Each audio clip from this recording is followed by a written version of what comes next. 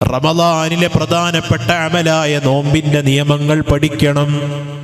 നോമ്പിൻ്റെ നിയമങ്ങൾ നോമ്പിനാകെ 2 ഫർള് ശ്രദ്ധിക്കേണ്ടതുള്ളൂ. നിയ്യത്ത് വെക്കണം, നോമ്പ് മുറിയുന്ന കാര്യങ്ങളൊക്കെ സൂക്ഷിക്കണം. നിയ്യത്തെപ്പോഴാണ് വെക്കേണ്ടത്? രാത്രിയാണ് നിയ്യത്ത് വെക്കേണ്ടത്. സൂര്യാസ്തമയത്തിൻ്റെയും ഫജ്റുസ്വാദിക്കിൻ്റെയും ഇടയിൽ, സൂര്യൻ അസ്തമിച്ച് മഗ്രിബിന് ശേഷം സുബ്ഹിയുടെ ഇടയിലായിട്ട് എപ്പോഴും വെക്കാം. പല ആളുകളും തറാവീഹിന് ഇമാമ് ചൊല്ലിക്കൊടുക്കുന്നത് അങ്ങനെ ഏറ്റു ചൊല്ലും. നബൈത്തു സോമഗദിൻ അങ്ങനെ ഏറ്റു ചൊല്ലും. യഥാർത്ഥത്തിൽ ഈ നീയത്ത് എന്ന് പറഞ്ഞാൽ ഹൃദയം കൊണ്ട് ചെയ്യേണ്ട കാര്യമാണ്.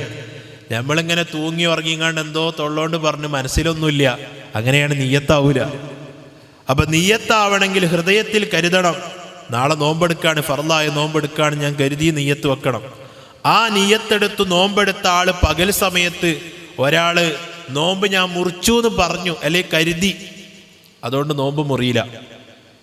നിസ്കാരം അങ്ങനല്ല.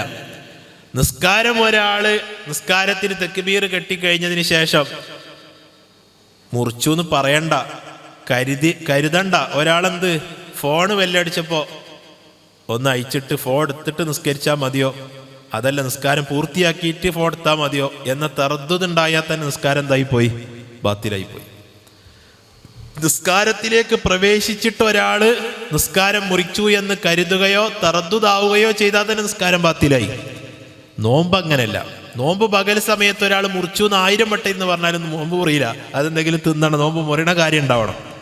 പക്ഷെ നോമ്പിന്റെ നീയത്ത് ഒരാൾ രാത്രി മുറിച്ചു. തറാവി നിസ്കാരം കഴിഞ്ഞപ്പോൾ നീയത്തൊക്കെ വെച്ച് വീട്ടിൽ പോയപ്പോൾ നല്ല പനിയൊക്കെ ഉണ്ടായിരുന്നു. രാത്രി 1 മണിക്ക് എണീറ്റപ്പോൾ നല്ല പനി, ശക്തമായ പനി. അപ്പോൾ ഭാര്യനോട് പറഞ്ഞില്ല, ഇമ്മാനോട് പറഞ്ഞു, ഞാൻ നാളെ നോമ്പ് വിൽക്കണില്ല, ഇന്ന അത്താഴത്തിന് വിളിക്കണ്ട, പനി ഉണ്ടല്ലോ. അങ്ങനെ വിളിച്ചില്ല. സുബ്ഹി ഖളാവണിന് മുമ്പ് വിളിച്ചു, നിസ്കരിക്കണമല്ലോ. അപ്പോൾ വിളിച്ചു നോക്കുമ്പോൾ പനി മാറിയിക്കണ്. അപ്പോൾ അവൻ പറയാണ് എനിക്ക് നോമ്പുണ്ട് പറഞ്ഞു. നോമ്പില്ല.